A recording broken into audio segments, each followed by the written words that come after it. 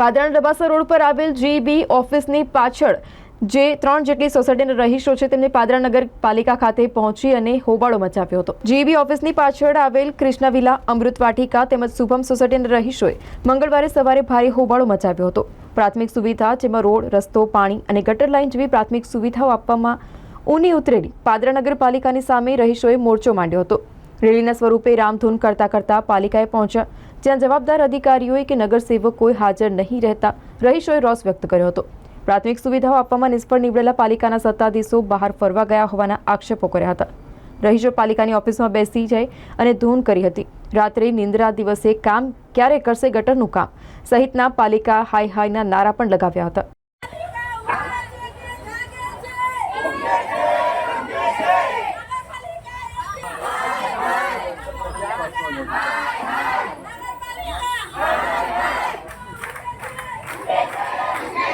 રેડીઝોન આગળ આવ, રેડીઝોન આગળ અસલ અંદર આવી જાવ, અહીં કહી જાવ બધા અંદર અધિકારીઓ આવે ને એ રીતનું બેસી ગયો આપણે। ચલો અંદર આવી જાવ, ઓફિસમાં બેસી જાવ બધા, ઓફિસોમાં જ. ઓફિસોમાં બેસી જાવ.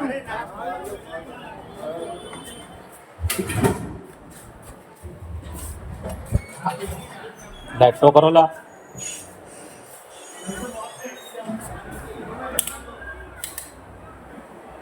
આવતો આ બાજુ આપણે અહીં મસ્ત સ્પોટ આવે ને બહાર ગયા છે કંદર ગયા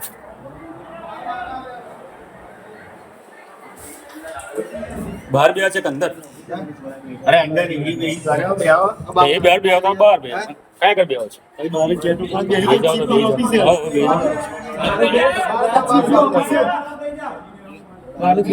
થોડા હા મારું નામ નૈનાબા નરેન્દ્રસિંહ જાદવ છું। અમૃત વાટિકામાં રહું છું। કેટલા ઘણા દિવસથી અમે લોકો આ પરિસ્થિતિ જોઈ રહ્યા છે। પહેલી વાર બી અમે એકવાર 6 મહિના પહેલા એમને અરજી આપી હતી। અમે લોકો નગરપાલિકામાં બી આવ્યા હતા, તો બી એ લોકો કે ના બેન થઈ જશે પણ કેટલી રાહ જોવી, એનો અંત જ નહીં આવતો। એટલે ના છૂટકે અમારે અહીંયા આવવું પડ્યું છે।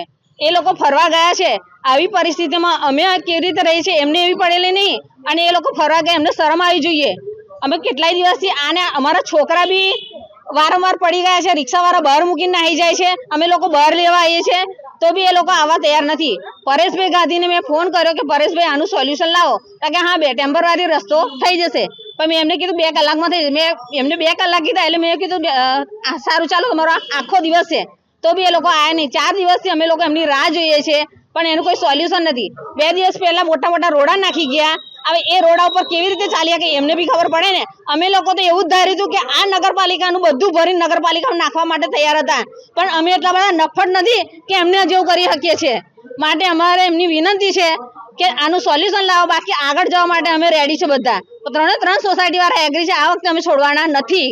અમે નગરપાલિકામાં આવ્યા છે અને આ રસ્તા અને ગટર માટેનો મેઇન પ્રોબ્લેમ છે, એને સોલ્યુશન થાય તો અમે આગળ વસ્તુ આ કરીશું। નામ દીપ્તિ યાદવ છે, હું કૃષ્ણ વિલામાંથી આવું છું।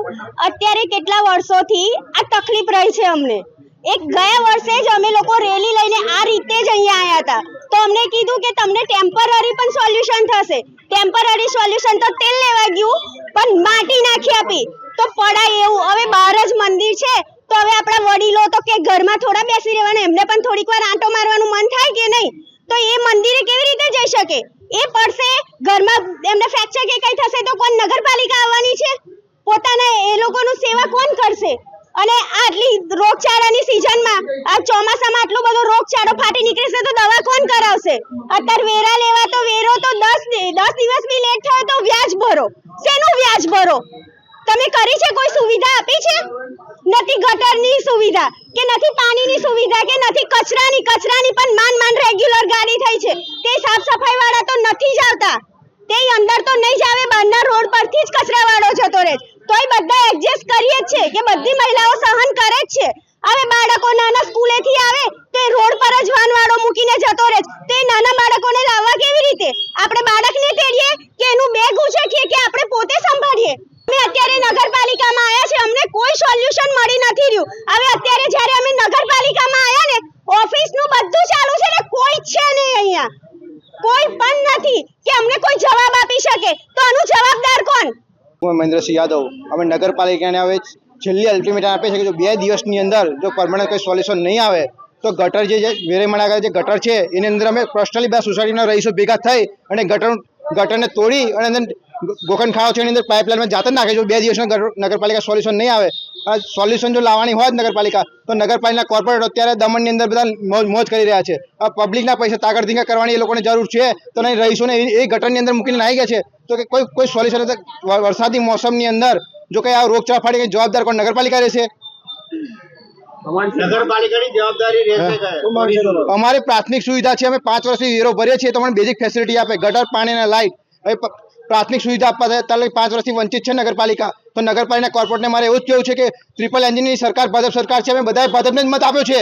અમે કોઈ કોંગ્રેસને મત નોટા ખુલ્લેઆમ અમે કહીએ છીએ, પણ ભાજપ સરકારના અધિકારી હોવા છતાં લોકો કંઈ કરવા રાજી નથી. તો આ ભાજપ સરકારને કરવાની શું? અત્યારે અમે લાગી નગરપાલિકાના કોઈ કોર્પોરેટર હાજર નથી. અત્યારે વાગે છે 10:40 ટાઈમ છે, કોઈ ઓફિસર હાજર નથી. ઓફિસરો કોઈ કોર્પોરેટર અત્યારે તમે વિચાર કરો, સવારે 7 વાગે આગળ નગરપાલિકા અમારા રોડ આગળ 2 કોર્પોરેટર ખાલી ટેમ્પરરી મજૂરો મૂકી ગયા. તેમને ખબર તો હતી જ કે અમે બધા ભેગા થઈને આવે, પણ એ ઓફિસની અંદર કોઈ હાજર રહ્યા નથી. અત્યારે લોકો ખાલી એપ્લિકેશન લેવા માટે હાજર નથી રહ્યા.